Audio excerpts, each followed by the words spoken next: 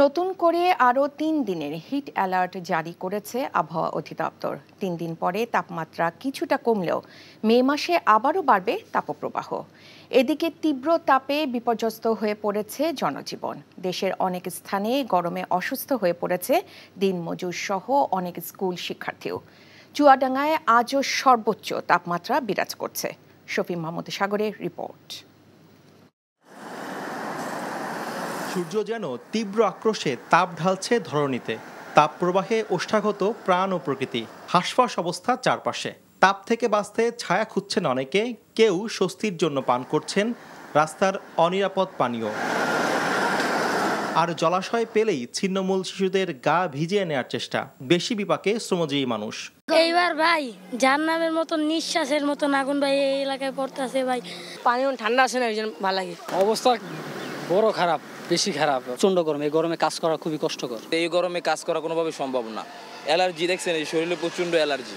অন্যান্য বছর চেয়ে এই বছরের তাপমাত্রা খুব বেশি। প্রচুর অসুবিধা হইতেছে ভাই। 2 দিন অরিজিনালি অসুস্থ ছিলাম, এই 2 দিন পরে যে আজকে বাইরেছি ভাই। বাতাসে জলীয় বাষ্পের আধিক্যের জন্য তাপমাত্রা অনুভূত হচ্ছে স্বাভাবিকের চাইতে কয়েক ডিগ্রি বেশি, যা তৈরি করছে প্রচণ্ড ঘাম আর অস্বস্তি। আবহাওয়াবিদরা জানিয়েছেন এই তাপপ্রবাহ চলমান থাকবে পুরো মে মাস জুড়ে। আবহাওয়া অফিস বলছে কয়েকদিনের মধ্যে কালবৈশাখীর সম্ভাবনা রয়েছে, যদিও এরপর আবার বাড়বে তাপমাত্রা।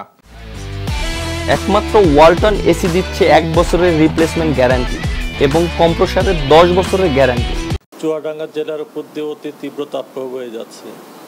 এছাড়া রাজশাহী, পাবনা, সিরাজগঞ্জ, যশোর ও কুষ্টিয়া জেলার সমূহের উপর দিয়ে তীব্র তাপপ্রবাহ বয়ে যাচ্ছে।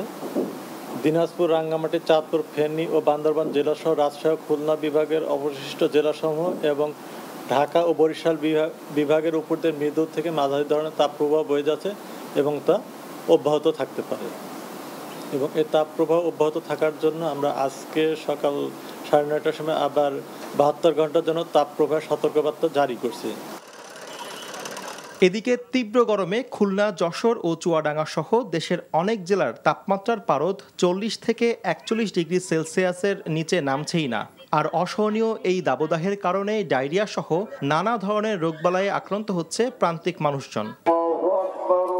বিভিন্ন স্থানে আদায় করা হয়েছে বিশেষ নামাজ। শফি মাহমুদ সাগর, এনটিভি নিউজ, ঢাকা।